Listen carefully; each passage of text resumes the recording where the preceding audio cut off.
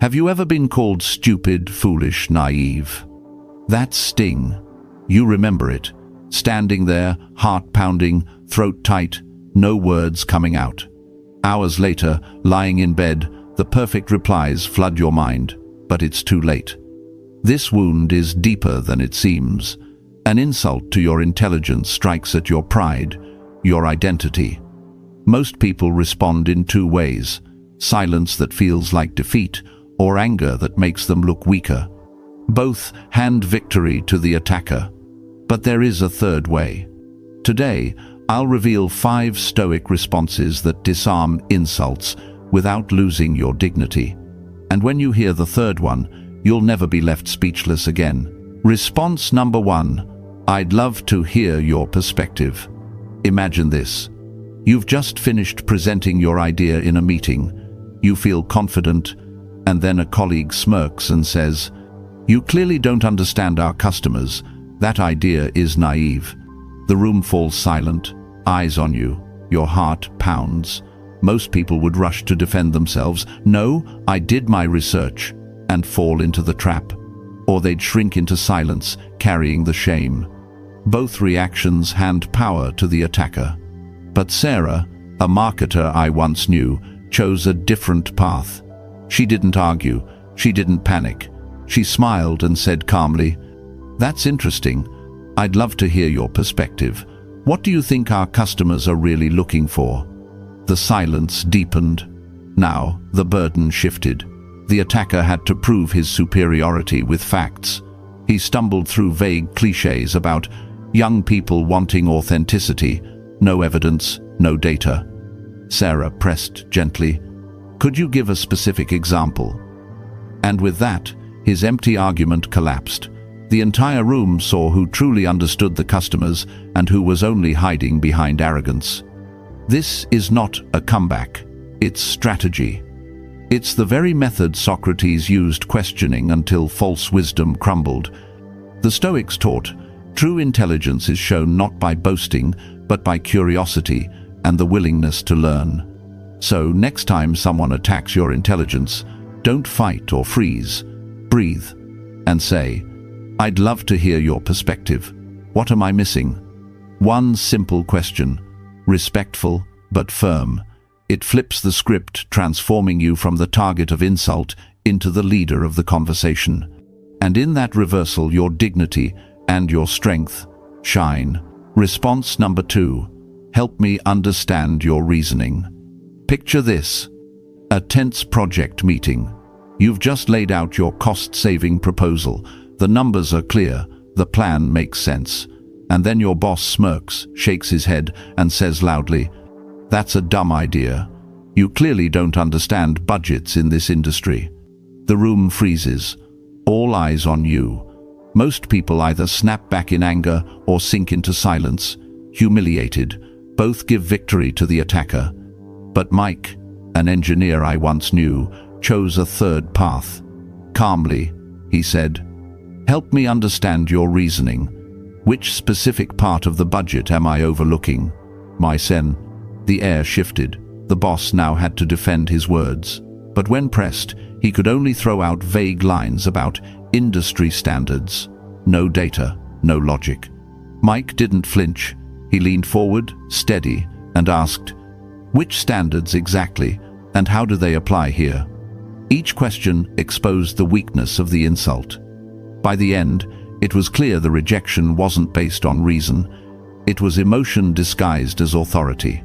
Marcus Aurelius wrote, "If someone shows you your mistake, gladly change, but if they cannot, hold firm."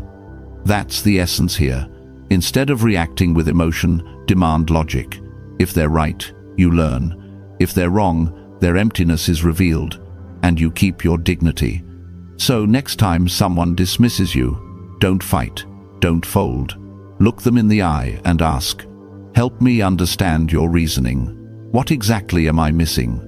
One sentence, calm but commanding. It lifts you above the insult. It shows the room that while others argue with emotion, you stand anchored in reason. Response number 3. That's an interesting assumption. What led you to that conclusion? Imagine this. You're at a dinner party. The discussion turns to economics.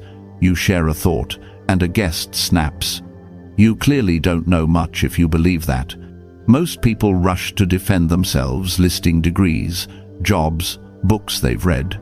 They scramble to prove their intelligence, and in doing so, they give away their power.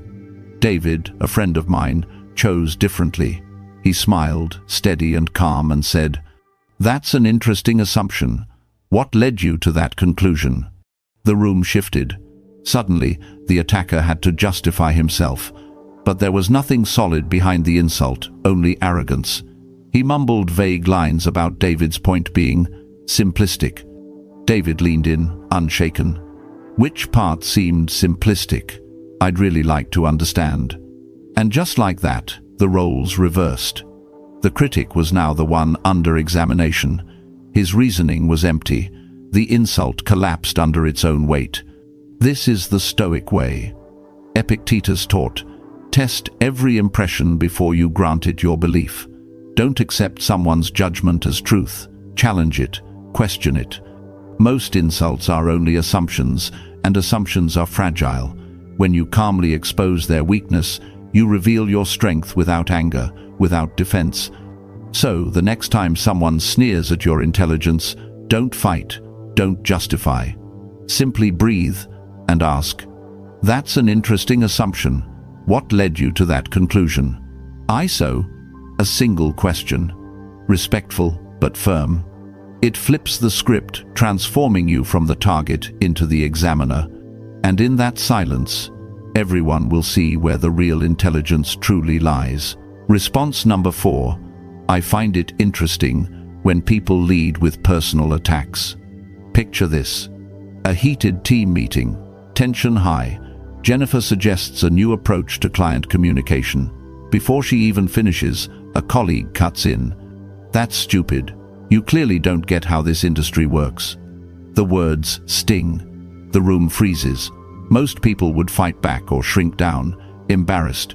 But Jennifer did neither. She stayed calm, looked him in the eye, and said, "I find it interesting when people lead with personal attacks instead of addressing the actual issue." The air shifted instantly. Everyone in the room saw it. She wasn't angry. She wasn't defensive. She was analyzing behavior like a scientist observing a case. Suddenly, the attacker looked small, unprofessional, petty. Jennifer looked strong, composed, intelligent. And then she added, still calm, "I'm still open to discussing the strategy. What specific concerns do you have?" She had lifted the conversation back to substance while exposing the weakness of his approach. This is Stoic detachment in action. Marcus Aurelius wrote, "When others act wrongly, observe and remain true to your own character." By naming the attack, Jennifer took away its power. By refusing to fight on the same level, she rose above it. The entire room learned in that moment, personal insults reveal more about the attacker than the target. So, the next time someone dismisses you with contempt, don't meet them with anger, don't meet them with silence. Step above it, smile, and say, "I find it interesting when people lead with personal attacks instead of addressing the issue." It reframes the battle. It makes their insult look weak. And it proves to everyone watching where the real maturity lies. Response number 5. I appreciate you sharing your perspective. Now, imagine this. A family gathering. The table crowded, voices rising. Maria shares her thoughts on the family business. Suddenly, her brother cuts in, mocking. "You're not smart enough to understand this. Leave the finances to the adults." The room tenses. Everyone waits for her reaction. Anger would spark a fight. Silence would look like surrender. But Maria did something else. She smiled gently and said, "I appreciate you sharing your perspective." Then she turned to her uncle and continued the discussion as if nothing had happened. Her brother was left stunned. There was no anger to fuel him, no shame to exploit. Just grace, quiet, steady, unshakable. And in that silence, the power shifted.